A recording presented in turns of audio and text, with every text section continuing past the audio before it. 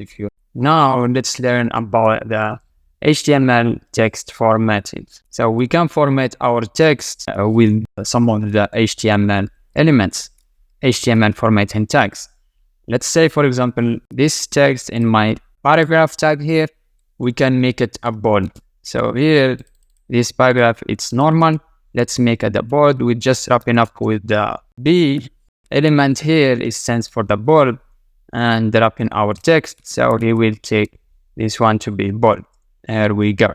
And we have another also, which is the mark. That will mark our text here that we are just wrapping up with it. Mark will make it with the yellow one.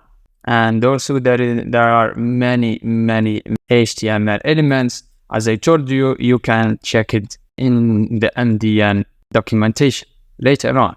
So the beauty of the formatting, for example, of the extension that I recommended to you to install, the prettier, this one, it's responsible for the pretty, how it looks like the code in your code editor.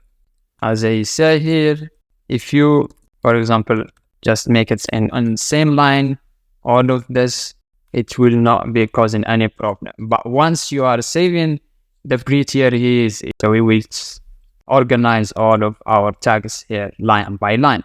So that's the pretty one once you save it with the Ctrl S in my keyboard here.